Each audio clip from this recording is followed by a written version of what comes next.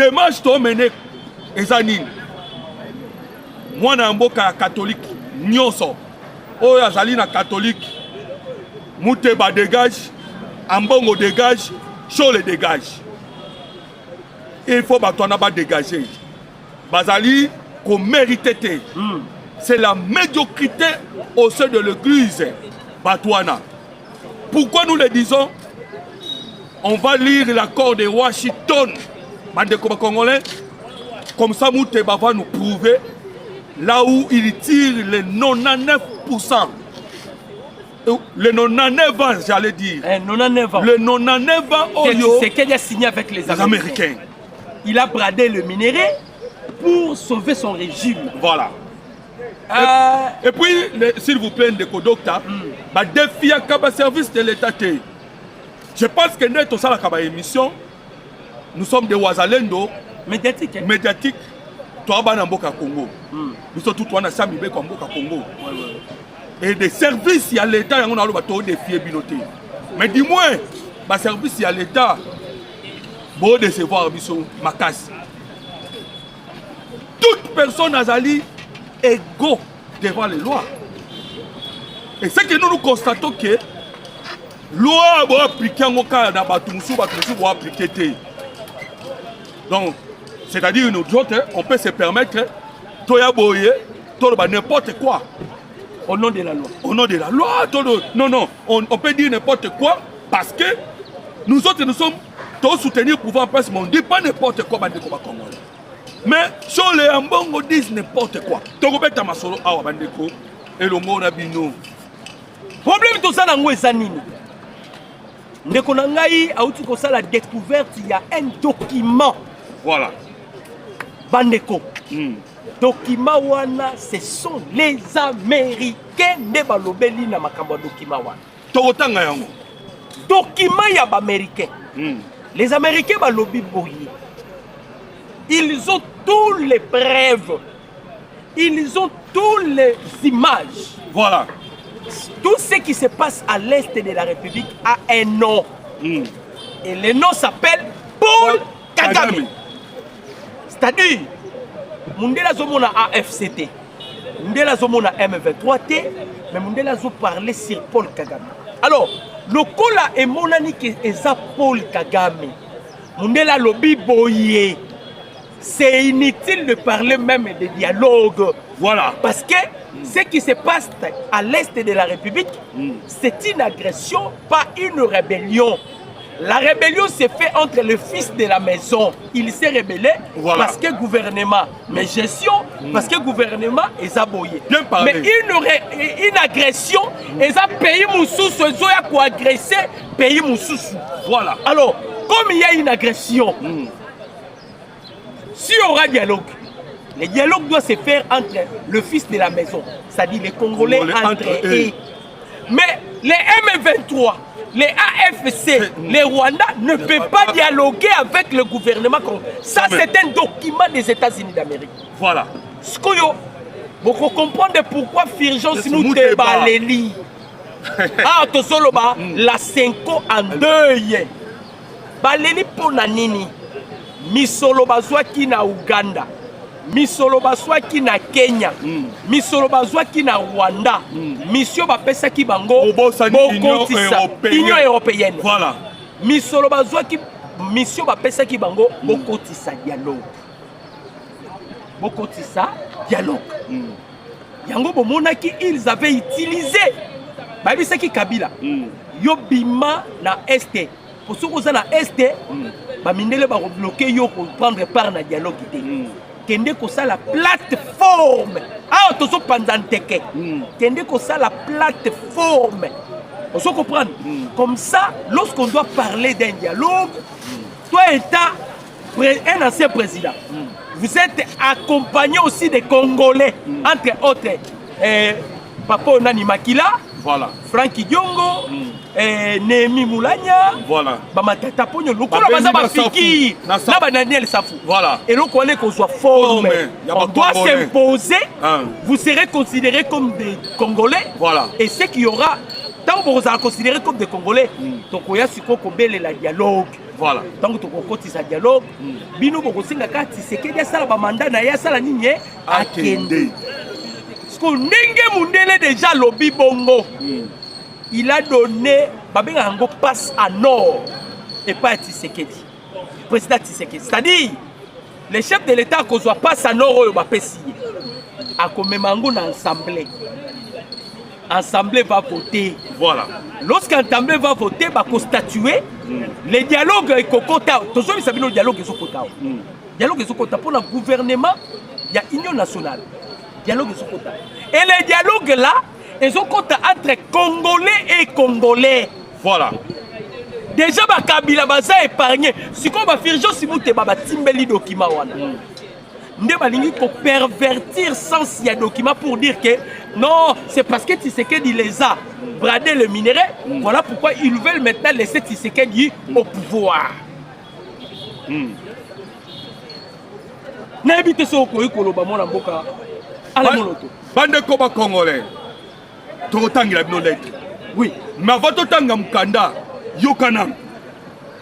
Les Rwandais signent avec la République démocratique du Congo à Washington. N'est-ce pas? Oui.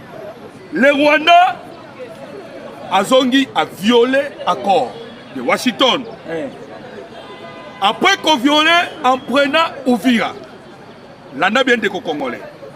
Azu Uvira.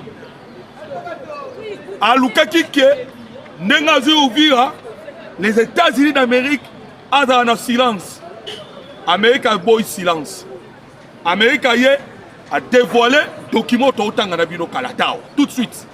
A dévoilé, c'est-à-dire a déshabillé Paul Kagame aux yeux de tout le monde. Bamonike Kagame nde mukolo AFC M23 wapi na Conseil de sécurité. Alors les Congolais, vous comprenez que les États-Unis d'Amérique ont dévoilé à la fin de comment on a 5 ans. Aïe Sikoyo pour attaquer les États-Unis d'Amérique. Bande de quoi est-ce que vous comprenez maintenant? La 5 vient, attaque les États-Unis d'Amérique, attaque l'accord signé avec les Américains. Comprenez que la 5 merci Nangande Konanga lobby du siècle. Vraiment merci beaucoup. Nous sommes là pour vous servir. Yoka Sikoyo document au Américain Basali. Américain Balobi Boé. Collègue président. Ça, c'est un document aux États-Unis d'Amérique. Collègue président, le président Donald Trump s'est réjoui d'avoir réuni le président de la République démocratique du Congo, Tshisekedi, et le président du Rwanda, Kagame, à Washington, le 4 décembre, pour la signature des accords de Washington et du cadre d'intégration économique régionale. C'était une démonstration et un effort vrai et sincère vers la paix. Cependant, le processus de paix exige des parties qu'elles respectent leur engagement envers ce même processus. Les États-Unis d'Amérique sont profondément préoccupés et incroyablement dessus par la reprise des violences dans l'est de la République démocratique du Congo. Yokasko Maman Alikambu.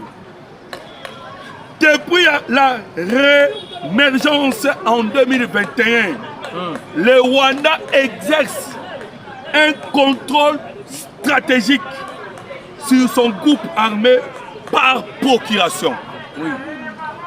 Le M23, ainsi que sur l'alliance politique du M23 AFC et a déployé le M23 et AFC pour atteindre les objectifs géopolitiques du Rwanda dans l'est de la République démocratique du Congo. Alors, Bandeko, tellement documenté ça, vous avez compris que pour les Américains, déjà c'est clair, le M23 n'existe pas. Le président Tshisekedi Dalobaki, c'est le Rwanda, c'est le président Paul Kagame. Oyo a élaboré projet naïe. Oyo azali na contrôle. Oyo azali na direction. Il y a M23 AFC. M23 comme elle est politique, AFC lokola elle est militaire. Non. AFC elle est politique, M23 elle militaire. Où est maintenant l'affaire du Congo? Donc, États-Unis d'Amérique, après Conseil de sécurité, vous savez ce qui s'est passé? États-Unis d'Amérique a tindi Maramoko, Massad Boulos. Chez qui? Chez le Qatar. Après Qatar, Marco Rubio peut accueillir Mamoko vers le Qatar encore. Là maintenant, au travers d'une correspondance pour dire na Qatar, Bima na Makambouy. Quoi sous Makambouya, oh, Rwanda, oh, dialogue, oh, M23, parce que Makambouya M23, ça roule Mamana, Doha. C'est fini pour Doha. Oui, mais maintenant, ce qu'on va Simba Doha, c'est-à-dire, Makambouya, il y a Doha. Et quoi 28-08, résolution 28-08, et je relève. Il y a un monde aussi, ça se peut, Makambo est aussi à Manadoa. Donc 28-08, donc les Américains ont anticipé sur anticipation. Voilà. C'est-à-dire, les États-Unis déjà en guerre avec l'Union européenne. Vos baptêmes, c'est un lobbyiste américain. Voilà. Après, il y a Donald Trump, mais un ami intime du président Tshisekedi. Vos baptêmes a révélé un document dont l'Union européenne, c'est-à-dire la France et la Belgique, ils avaient introduit une lettre dans la Maison Blanche pour les Américains. Botika Congo est binoté, Congo est biso. Donc il fait allusion et pas les Belges comme colonisateur, les Français, les Américains, les Américains. Parce que Macron a gagné plusieurs fois. Mais Yebisa, avant que Moussika ne redoute, Yebisa peut révéler makambo ba européen ba ko salaki particulièrement ba français ne ba kende ko zo ba binduki o ezalaki na Mali na Niger na Burkina Faso nde ba ye nango nyonso na Rwanda. Faut dire au Congo. C'est-à-dire la France appelle ça qui Rwanda nyonso. Appelle ça qui Rwanda nyonso parce que Kagame c'est bisa ki bango. Soki botikinga bande ko fo ba yeba. Plusieurs intérêts français est protégé par les Rwandais. Entre autres, dans la Centrafrique, dans la Calbert, voilà. Dans Mozambique, bien belé à français, ils sont protégés par les Rwandais. Voilà. On se comprend. Oui. C'est ça, moi, ma relation avec le Congo. Maintenant, Macron a tali. Parce que, Macron a Tshisekedi de Tamukete. Babiloko Boboni basalaki ba conférence de Paris tellement que le président Tshisekedi a le politique à chaise vide et pas na ezate. Voilà. Le chef de l'État s'est rendu, mais le chef avait déjà sa carte. Azalaki na dernier coup. Oh ka ba prise de définition ba ko préparer les ba. Lobby ba français ba levi. Tango boyo ka 5 ba oloba ba urgence muteba. Ce sont les agents de l'Union européenne. Kolela na bango eza Union européenne toi. Ceux qui bango ka bandi kolela eza Union européenne. Voilà. Maintenant Macron zoye baté parce que Kagame déjà Denga Monica Poutine a dit Donald Trump a frappé Nigeria. Comme il est imprévisible, Paul Kagame a dit déjà que second tour les Andenga inde na kobeta. Voilà. Second tour et Zangaïde na Kobetam. Effectivement, la carte est zappé bongo. Donc, tu n'as pas quitté. Dans ce temps, le document, ok, Black Water Bazagi na Burundi na Burundi. Bujumbura. Vous savez que Bapesi Bangomodo. Les Black Water Bazagi na Burundi. Donc, Ndaïsimi et Wana, si Donald Trump a fait ça qui est invitation, Azalaki témoin au killer. Voilà. Et puis Azalaki déjà Moutou Azalaki n'a pas cassable, c'est-à-dire il avait déjà mot d'ordre des Américains. Seulement avec Burundi, na autant à dessous bamboka musouté. Voilà. Seulement avec Burundi parce que Burundi il a fait vous à Talisi Mokini Mobimake, Yepona Tshisekedi, il est prêt à tout. Voilà. Et comme il a commis guerre parce que le Bantou bakokufa jamais te. Voilà pourquoi on dit aye pour ça la intervention. Alors bien il y a Nati Sekedi. Maintenant qu'est-ce qui se passe? Les Américains ils ont réussi. Il y a besoin monopole, il y a MONUSCO. Va mettre pression dans le Conseil de sécurité. Ils ont droit. Le Kaka Paul Kagame, il a violé déjà l'accord à Washington. Oyo mokili mobimbe et yebi. Et ça a payé pour défendre les sous Rwanda. Voilà. Vous allez remarquer tous les pays que Rwanda faisait allusion. Même maintenant Chine, il s'est retiré du Rwanda. Voilà. Pour votre information. C'est fini pour le Rwanda. La Chine a s'est retiré. Parce que quand on parle de la Chine, on voit directement la Russie. Russie a dit vous avez violé l'accord. Vous n'avez pas respecté la résolution 2773. Maintenant, la Chine s'est retirée. Vous remarquez que la Chine a bimi boé. Il faut que les Congolais que la libération à Ouvira est liée à retrait des Chinois envers Paul Kagame. Le président Tshisekedi avait bloqué la Chine. Maintenant, nous sommes Mozambique parce que le prix de cobalt mati. Toute une année, cobalt est comme le sol congolais bloqué. On avait bloqué la Chine. Si je ping à tel lobby, non. Si je continue la guerre avec la République démocratique du Congo, na kokoya KO. Voilà pourquoi si je ping à Tindaki la lettre. Que si je ping à Tindi lettre, Azole la pas à Mokozamboka, allez pas un président qui est soigné. Parce que la guerre avec la RDC est au cocaté. Le président lobby na bango boy bandeko. A lobby, yozo te que la biso CH4, aucun côté kababouillage kuna. C'est de Paul Kagame. C'est de Moutou à Paul Kagame. C'est de bandeko. Vous savez ce que nous sommes en train de vous dire? Bokopé sa biso raison de Koya. La Chine a lâché Kagame en ce moment où nous vous disons. Et pour la confirmation de Bomona Kito Kenai Kochana Bango et Longo, na niveau ya c'est où encore? Na Maluku. Na Maluku. Notre coopérative sino-congolais. Et la Chine maintenant a sali vote face contre le Rwanda. Aïe, Toyokani. Alors Bandeko, comprenez maintenant Makaboleka na Ouvira. La guerre était électronique. Ouais. Guerre Bunami na Ouvira, c'est une guerre électronique. Pourquoi? Parce que Bandeko na biso tokobenga ba Panther. Bandeko na biso tokobenga ba Ibu. Ils ont utilisé les systèmes de technologie avancée pour s'élever. Pour que tu récupères Bamboka. Oyebinin, ba M23 bazalaka na habitude. Ce qui va commis en Mboka, il y a un système là-bas.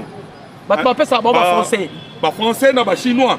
Anti-aérienne, brouillage électronique. Mais l'objet va Panther va déstabiliser, va détruire. Alors c'est clair que la Chine a lâché. On a détruit. Voilà pourquoi la vie nous vire à lobby maîtrisable. Kabila a tindi batu.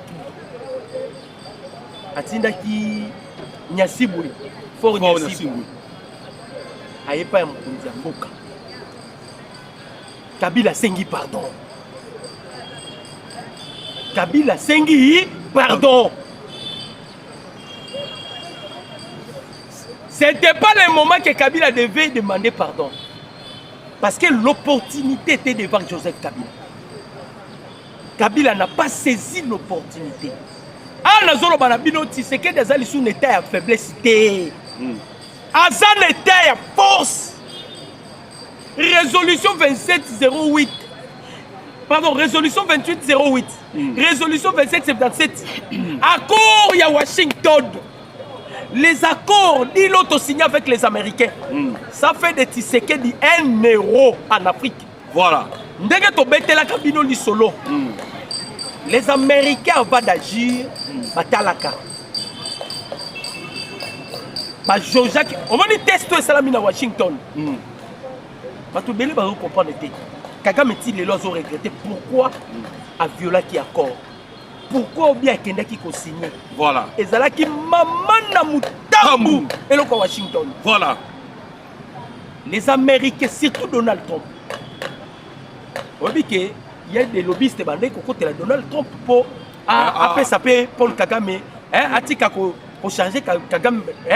Donc il a ouvert avec Kagame avec le président Tshisekedi. Et puis Trump ça pour que Kagame ait la grande porte. Non, Trump avait accepté. Voilà. Il peut coopérer avec le gouvernement rwandais. La preuve, ils avaient signé même des accords. Voilà. Mais Trump voulait maintenant tester ce qui Kagame a causé la fidèle naïe, a causé la loyale naïe, a respecter Maloba naïe. Voilà. Bande ko ezabla gite na signé accord na tongo. Tout ça la kimia na ndeko moloto na pourquoi ndeko moloto bana ne ba ebeta so bana na ngana ndako. Ou bien ba yibi lisusu biloko na ngana ndako. Faut que ça analyse. Obike so na maîtrise té na koyi ko bundana ndeko moloto. Voilà. Le président Tshisekedi a Kangi Mutema. C'était un piège. Au batake pas ya Paul Kagame. Lelo Kagame a l'embissi bateau aux États-Unis, batour na batour. Est-ce que vous ne remarquez pas que Olivier Nduringere Razolo Balisute? Vous ne remarquez pas que Yolande Makolo Razolo Balisute? Réseau numérique rwandais. Vous ne remarquez pas que Bibi Kapinga Songeli Joël Bafeta Joël Noël?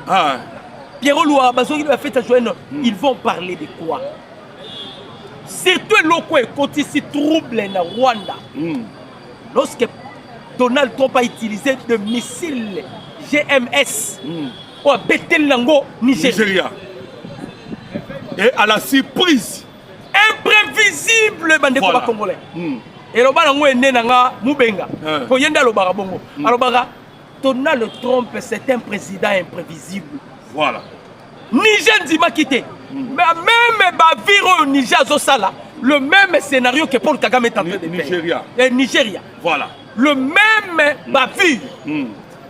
Donald Trump d'abord pour la Makambu ya ba église. Si tu veux être ennemi à Trump, voilà. Bundi Saba chrétien. Bundi Saba chrétien. Maintenant, avec Paul Kagame Zanine. Mais Kagame a dit Bundi Saba chrétien. Oh, Kagame a lobby. Bazo pour servir rien de l'autre côté. Voilà. Aloba kiango. Alobi parce alobi nzamba zo kakarati sekeli nzamba zo kabino te inutile bokata babondeli na bino. Donc il a pris le Rwanda à kotisi yango na ba religion noire.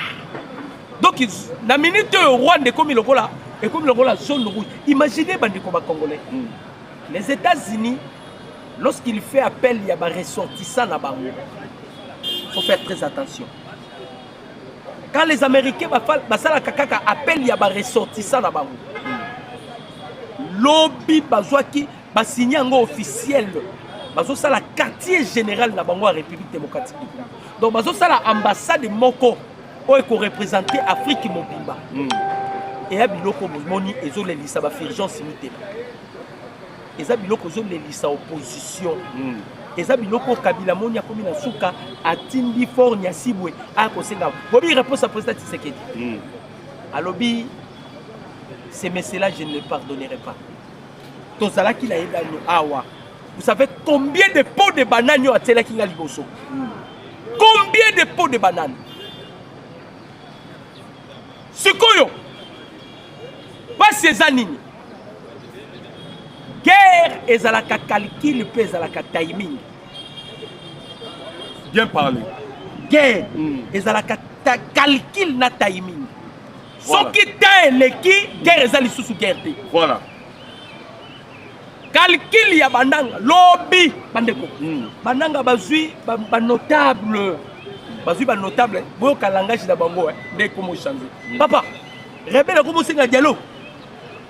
Timing est là-dessus. Mais attention, docteur. Ils savent que timing est là-dessus.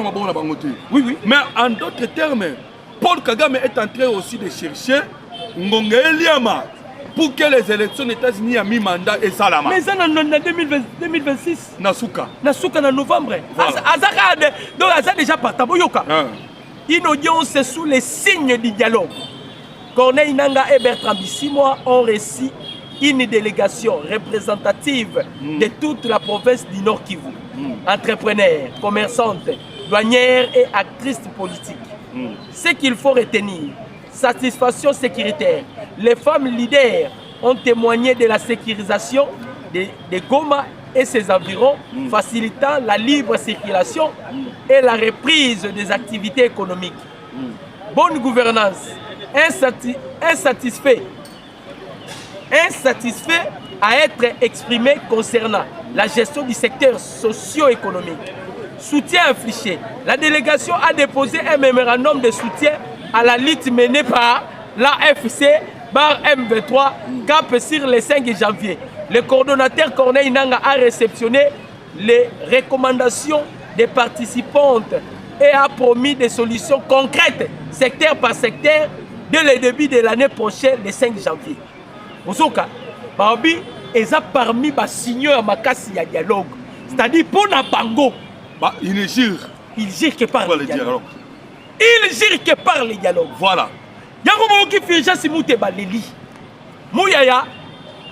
En tout cas, cette fois-ci, na sepeli. To la moussi yo, pour to lobel yo trop la laki o la mouki. Mouyaya demandé pas mouteba. Yakanga non tout ça la débat contradictoire à ce qui concerne maintenant makambu ya accord. Bandeko. S'il vous plaît, Ndeko Docteur. Bandeko ba Congolais peut pas yo Mouyaya, ba yo qui était. Parce que Mouyaya Biboye, vous n'avez pas dit la vérité, Fulgence Mouteba. Vos propos sur l'accord de partenariat stratégique RDC, États-Unis sont factuellement faux. On va se permettre, on va essayer un peu de vous dire accord en Mouezanine. Parce que les Congolais peuvent. Et na moi ignorance tout le monde va profiter pour manipuler. Mais dans le dossier Malobaya, Mouyaya Lobi Soussouboy. Il n'existe ni accord de 99 ans, ni bradage de ressources minérales, ni le nom d'aucune mine, encore moins une quelconque forme de cession de souveraineté dans ces tests. Et l'autre côté, Ezawana.